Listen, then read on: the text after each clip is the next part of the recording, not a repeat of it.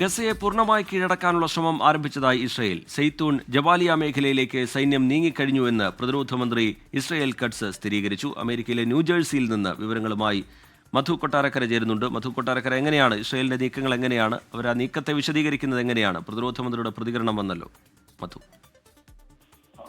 Egypt ഹമാസിനെതിരെയുള്ള യുദ്ധം ശക്തമാക്കി ഗസയെ പൂർണ്ണമായിട്ട് കീഴടക്കാനുള്ള ഒരു നീക്കമാണ് ഇപ്പോൾ ഇസ്രായേൽ ശ്രമിച്ചുകൊണ്ടിരിക്കുന്നത്. ഗസയിലേക്ക് 50,000 റിസർവ് സൈനികരെ കൂടെ എത്തിക്കാനുള്ള ശ്രമം ഇസ്രായേൽ ആരംഭിച്ചു. അതുപോലെ ഇപ്പോൾ ഡ്യൂട്ടിയിലുള്ള 20,000-ഓളം പേരുടെ സമയം നീട്ടി നൽകുകയും ചെയ്തിട്ടുണ്ട്.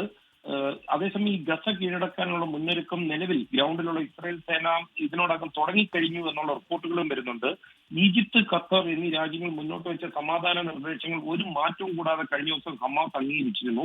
എന്നാൽ വെടിനിർത്തലിന് ഇല്ലെന്നും ഗസയിൽ ആക്രമണം തുടരുമെന്നാണ് ഇസ്രായേൽ കഴിഞ്ഞ ദിവസം വ്യക്തമാക്കിയത്. ലോകരാഷ്ട്രങ്ങളിലെ പല നേതാക്കളും ഇതിനെ അപലപിച്ചുകൊണ്ട് മുന്നോട്ട് വന്നിട്ടുണ്ട്. പ്രത്യേകിച്ച് French president Emmanuel Macron Israel നടത്തുന്ന നീക്കത്തിനെതിരെ വളരെ ശക്തമായിട്ട് വന്നിട്ടുണ്ട്. വരും ദിവസങ്ങളിൽ ഐക്യരാഷ്ട്ര സഭയിൽ പാലസ്തീനെ സ്റ്റേറ്റായിട്ട് അംഗീകരിക്കാനുള്ള ഒരു ശ്രമം ഫ്രഞ്ച് പ്രസിഡന്റ് നേതൃത്വത്തിൽ നടന്നുകൊണ്ടിരിക്കുമ്പോഴാണ് ഇപ്പോൾ ഇത്തരം ഒരു മുന്നേറ്റം നടക്കുന്നത്. 75% ഗസ ഇപ്പോൾ തന്നെ ഇസ്രായേൽ സൈനികത്തിന്റെ ഭാഗികമായ നിയന്ത്രണത്തിലാണെന്നാണ് പറയുന്നത്.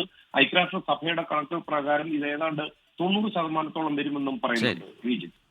ശരി, മധു കൊട്ടാരക്കര ന്യൂജേഴ്സിയിൽ നിന്ന് വിവരങ്ങൾ നൽകുകയായിരുന്നു. ലോകത്തെവിടെയായാലും ഏത് സമയത്തും 24 വാർത്തകളും ഓഗ്മെന്റഡ് റിയാലിറ്റി പാക്കേജുകളും എക്സ്പ്ലെയിനറുകളും വിശദമായി കാണാൻ ഞങ്ങളുടെ യൂട്യൂബ് ചാനൽ നിങ്ങൾക്ക് സബ്സ്ക്രൈബ് ചെയ്യാം.